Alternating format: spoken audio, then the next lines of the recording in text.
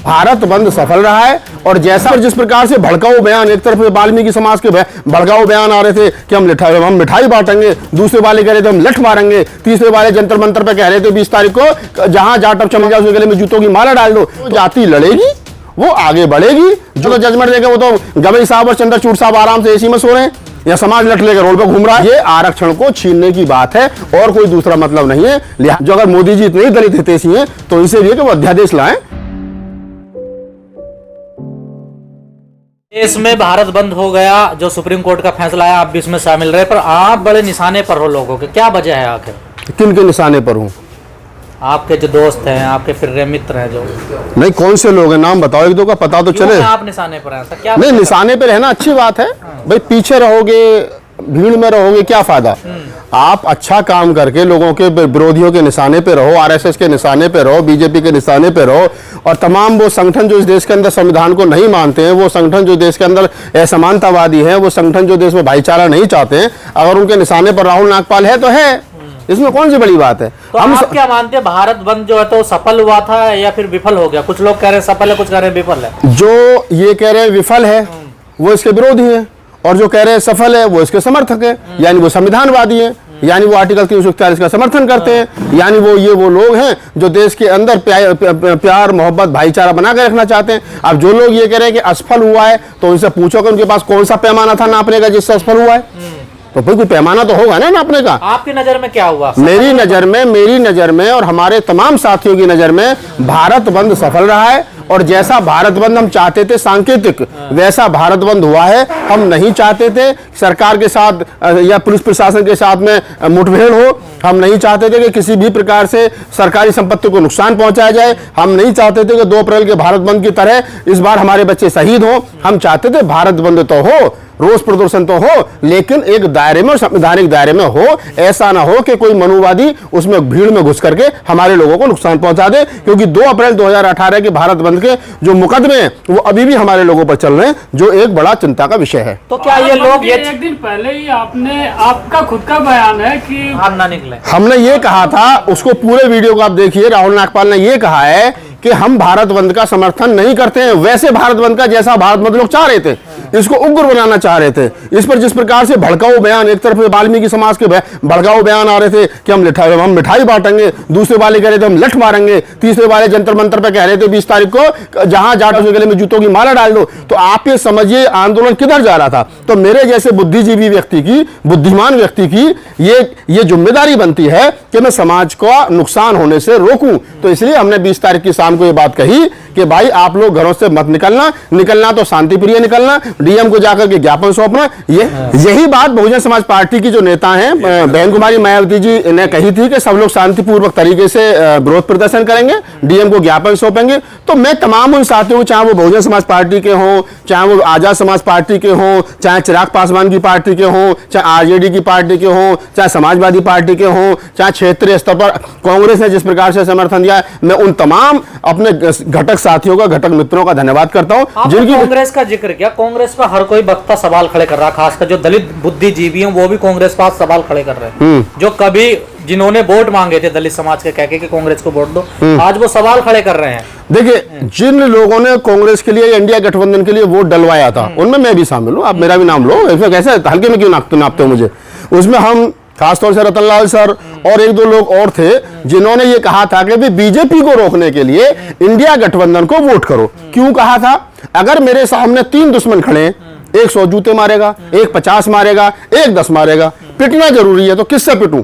मेरी जिम्मेदारी है कि मैं 10 वाले से पिट लूं। हो सकता है उसका मैं जूता भी छीन लूं, वो ना भी मारे। तो मुझे पता था कि बीजेपी की सरकार अगर बनेगी तो वो 100 मारेगी, ये दूसरे वाले आ गए ये 50 मारेंगे, ये कांग्रेस की अगर बन गई तो इसने कुछ ना कुछ तो दलित समाज को दिया। ये इसी कांग्रेस की वजह से हम लोग यहाँ तक पहुंचे भी हैं, ये भी सच्चाई है।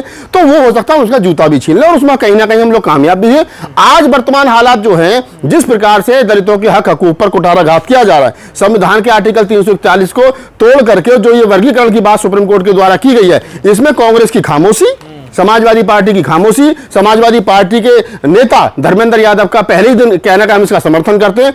इसका मतलब यह है कि ये लोग वोट लेने के लिए तो उस समय संविधान की किताब हाथ में लेकर के घूम रहे थे, लेकिन वो संविधान इन्होंने पढ़ा नहीं, उसकी सिर्फ डायरी लेकर के घूमते रहे, डायरी समझ के उसको। भाई उसको पढ़ा करो, उसको समझा करो, और अगर आप लोग सही चलोगे तो हम आपके साथ हैं। जब हम बहन कुमारी मायावती जी के गलत डिसीजन के कारण उनके खिलाफ जा सकते हैं, उनको छोड़ सकते हैं, तो आपको भी छोड़ सकते हैं। हमारा आपके साथ परमानेंट एग्रीमेंट थोड़ी हो रहा है। हम अपने समाज के हक हकूक की लड़ाई के लिए वो हर काम करेंगे जिससे समाज मजबूत हो, जिससे समाज की आने वाली युवा पीढ़ी और हमारा आने वाला जो भविष्य है वो मजबूत हो। और इसके लिए राहुल नागपाल ने तो व्यक्तिगत रूप से कुछ मांगा नहीं, रतनलाल सर ने तो कुछ मांगा नहीं, ना हमने आज मांगा ना कल मांगेंगे। हाँ, ये सच्चाई है कि अगर मैं कल को राजनीतिक हो जाता हूं तो मैं हाथ जोड़ करके समाज से कह दूंगा, भाई मैंने फला पार्टी ज्वाइन कर ली है, मैं एमपी एमएलए विधायक सांसद बन गया हूं, अब मुझसे सामाजिक परिवर्तन की उम्मीद छोड़ देना, अब मैं राजनीतिक हो गया और राजनीति की बात करूंगा। तो ये इतनी बात हर नेता को, सामाजिक कार्यकर्ताओं को ईमानदारी से कहनी चाहिए। अगर मान लिया जाए इस फैसले को लागू कर दिया जाए, जैसा अभी कहा जा रहा है कि जो SC ST में जो लोग हैं वो आरक्षण ले रहे हैं, कल को अगर इसमें कैटेगरी बनाई दी जाती है, फिर तो तीसरा कहेगा कि देखिए मेरी बात सुनिए, आपके सवाल बड़ा महत्वपूर्ण है और इसका जवाब भी उतनी महत्वपूर्णता के साथ में दूंगा। अब तक क्या कहा जा रहा है, शेड्यूल कास्ट में तो महार, पासी, मीणा खा गए, महार, पासी और मीणा अलग अलग राज्यों। हाँ, अलग अलग राज्यों। उत्तर भारत में चले गए, बिहार में पासवान खा गए, राजस्थान में मीणा खा गए ST के नाम पे, और उधर चले जाओ मध्य प्रदेश और महाराष्ट्र में तो वो महार खा गए। ऐसा नहीं है, जो जाति लड़ेगी वो आगे बढ़ेगी, जो पढ़ेगी वो आगे बढ़ेगी, और जब लोग पढ़ेंगे ही नहीं तो फिर कहां से तो वो अपने हक हकूक के लिए लड़ेंगे और कहां से आगे बढ़ेंगे। दूसरी बात, OBC में कहा जाता है साहब यादव खा गए, जाट खा गए, भैया जब पीछे वाले तुम आगे आओगे ही नहीं तो किसी ने तुम्हारे लिए बैरिकेडिंग तो लगा नहीं रखी कि तुम आगे बढ़ोगे नहीं। अब दूसरी बात, जो सुप्रीम कोर्ट का स्टेटमेंट है कि वर्गीकरण कर दिया जाए, तो वर्गीकरण वाले सवाल पर मेरा ये जवाब है कि भाई अब तक तो ये आरोप सिर्फ ये लग रहा था महार, पासी, मीणा खा गए। कल को अगर तुमने A-B-C-D कैटेगरी में बांट दिया तो ऐसी भी 1100 से ज्यादा जातियां शेड्यूल कास्ट ट्राइब में कि अगर उनमें से फिर ये सवाल दोबारा खड़ा होगा कि साहब ये B ग्रुप में ये वाले ज्यादा खा गए, आपके ये वाल्मीकि ज्यादा खा गए, आपके धानक ज्यादा खा गए, इनको नहीं मिला, क्या नाम है, मूसाहार जाति को नहीं मिला, माझियों को नहीं मिला। तो ये कैसे तय किया जाएगा कि जिस सवाल पे आज पूरा देश उलझा हुआ है, इस सवाल पर कल ये दोबारा सवाल खड़ा नहीं होगा। लिहाजा सुप्रीम कोर्ट को ये बात क्लियर करनी चाहिए कि वो जो कह रहे हैं कि वर्गीकरण, तो या तो भाई जितनी जिसकी संख्या है उसके हिसाब से 1108 ही बना दो ना, पूरे 1108 बना दो, सपोज कैटेगरी में कर, और क्या भाई, कल को कोई ना क्या नाम है, कोई नाराजगी ना कोई झगड़ा, सब पगला जाएंगे। अब ऐसे ये अभी तो पगला रहे हैं, अभी तो पगला रहे हैं। अभी क्या हो रहा है भाई, अभी भी तो सुप्रीम कोर्ट ने पगलाने वाला काम कर दिया। उसने तो जजमेंट देकर वो तो गवई साहब और चंद्रचूड़ साहब आराम से AC में सो रहे हैं, या समाज लट लेकर रोड पर घूम रहा है। सिस्टम हो गया देश के अंदर। फिर बाद में कौन किसको ढूंढेगा जब कैटेगरी बन जाएगी? कैटेगरी बना दो ना। अब इस देश के अंदर शेड्यूल कास्ट की 25% जातियों में से लगभग पूरे देश के अंदर 10-12% जाटव है। अब उत्तर प्रदेश के अंदर लगभग 6 करोड़ जो है वो जाटव है। अब भाई कैसे आप कहोगे कि 6 करोड़ जाटव को आप कैसे कहां रखोगे, महार को कहां रखोगे? तो या तो ये कहा जाए भी चमार, महार और ये जो है इनको इतने % मिलेगा। अब ऐसी भी जातियां हैं महाराष्ट्र के अंदर, कैसा है? यही तो है झगड़ा, ये है तो ST एक भी नहीं है। मैं वही तो बता रहा हूं आपको।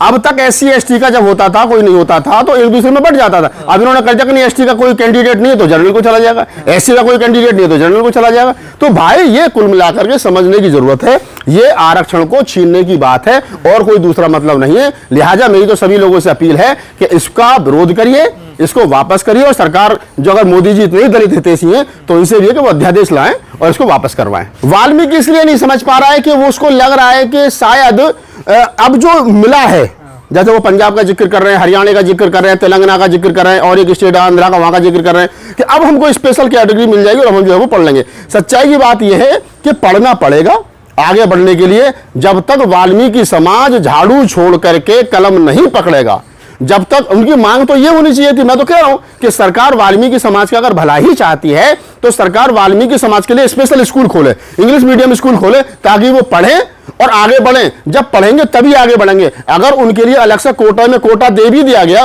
तो ये क्या गारंटी है कि वो NFS नहीं होगा? क्या गारंटी है कि वो सीट जनरल कोटे में नहीं जाएंगी? क्या गारंटी है कि वो जो है आगे चल करके दलित समाज का कोटा जो कहीं ना कहीं खुल जाएगा, मतलब कम हो जाएगा? तो ये सारी बातें हैं, इनको वाल्मीकि समाज के लोगों को समझना चाहिए। वो हमारे छोटे भाई हैं, वो हमें बार बार बड़ा कह रहे हैं, तो हम भी उनको आप बार बार अनपढ़ क्यों कह रहे हैं? अब भाई साहब मैं थोड़ी कह रहा हूं, ये तो डेटा कह रहा है, मैं नहीं कह रहा राहुल नागपाल अकेला, ये डेटा कह रहा है। वाल्मीकि समाज की साक्षरता दर क्या है? आप पूरे देश का आंकड़ा कर लो, निकाल लो भाई। सरकार पहले तो डेटा पेश करे कि क्या है डेटा, किस हिसाब से नौकरी मिलेगी, कैसे मिलेगी, क्या है। और दूसरी बात, सबसे मजेदार बात तो यह है कि जब सरकार के पास नौकरी ही नहीं है, अभी दिल्ली गवर्नमेंट में एक आरटीआई लगाई गई है।